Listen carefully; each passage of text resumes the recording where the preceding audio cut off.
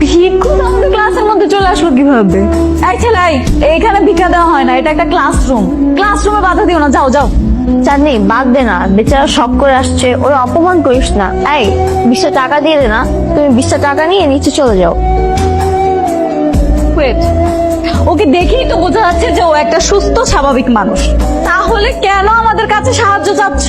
আমি তো এই জায়গায় কোনো সাহায্য চাইতে আসিনি। আমি এই জায়গায় এসে ইফতেখার স্যারের লগে দেখা করতে। তুই ইফতেখার স্যারের সাথে দেখা করতে আসছিস না? এসব ধান্দা আমরা বুঝি। যা ক্লাসেতে বের। যা বেরো। আর দেখিস না কেমন স্যান্ডেল পরে চলে আসে ক্লাসের মধ্যে। কি অবস্থা? আচ্ছা, স্যার আসসালামু আলাইকুম। আমি নূর ইসলাম, আমি ভুবনপুর গ্রাম থেকে আইছি। স্যার ওকে ওর নাম হচ্ছে নূর ইসলাম, আমার প্রিয় শিক্ষকের একমাত্র নাতি।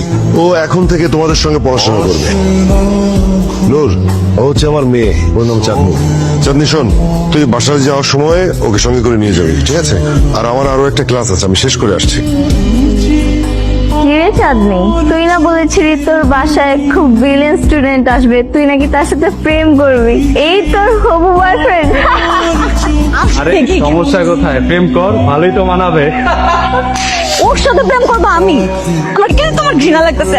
একটু জীবনেও না। আমি তোকে আমার বাসায় নিয়ে যাব না। এই শোনো, তুমি কিন্তু আমার সাথে আমার বাসায় যাচ্ছ, মনে থাকবে তো? বাবু পড়ালেখা করবে। ওলে বাবা, চাঁদনি, এই চাঁদনি! এত জোরে জোরে চিৎকার দিচ্ছ কেন? মানে চাঁদনি চাঁদনি বলে সারা বাড়ি মাথায় তুলে নিচ্ছ কেন? কি হয়েছে? কি হয়েছে বাবা? তোকে কি বলেছিলাম? বাবা, তোমাকে একটা জিনিস বুঝতে হবে। এমন একটা খ্যাত ছেলের সাথে আমি একই রিক্সা করে আসবো, এটা তো আমি কল্পনাও করতে পারতেছি না। তখন তো খুব লাফালাফি করেছিলি, নাচানাচি করেছিলি, এই করবি সেই করবি, ও এলে খুব ভালো হবে। এখন কেন পছন্দ হচ্ছে না তোমার? কিন্তু আমি কি জানতাম বাবা কোত্থেকে একটা গাইয়া ছেলেকে নিয়ে আসবে? স্টুডেন্ট হিসেবে তোমার চেয়ে ও অনেক বেশি ব্রিলিয়ান্ট, আর ওর যে যোগ্যতা আছে সেটা তুমি কোনো দিনই অর্জন করতে পারবে না। হ্যাঁ হ্যাঁ, তোমাদের যেহেতু এত ভালো লাগতেছে তাহলে তোমরা মাথায় তুলে নাচো, আমাকে এগুলোর মধ্যে ডাকবে না। বাবা, তুমি ওর কথা কিছু মনে করো না, ওর একটু মাথা গরম তো, সবসময় অস্থির থাকে। তুমি রুদা ভাই, আমার আপু তো তোমাকে বিয়ে করার জন্য পাগল হয়ে বসে আছে। আর এটাও বলছে তুমি আসার পর থেকে যেন আমি তোমাকে দুলা ভাই বলে ডাকি। না না, তোমার ওই ডাইনিয়া পুরে বিয়ে করুন যাইবো না। এই, এই, কি বললা তুমি? আমি ডাইনি? তোমার মতো একটা খ্যাত ছেলেকে বিয়ে করবো আমি? দাঁড়াচ্ছিস কেন? তুই এর সাথে থাকতে থাকতে খ্যাত হয়ে যাবি। চল আয়।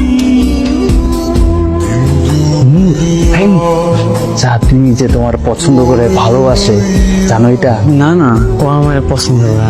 তুমি তো আসলে একটা বোকা। মেয়ে ওর চোখের ভাষা বুঝতে হয়, আর যার সাথে বেশি ঝগড়া করে তারই বেশি ভালোবাসে।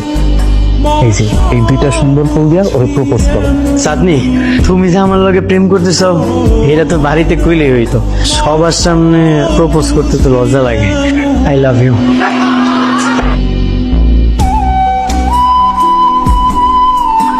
ব্রিলিয়েন্ট স্টুডেন্ট, তোমার এতটুকু কমন সেন্স কাজ করতেছে না?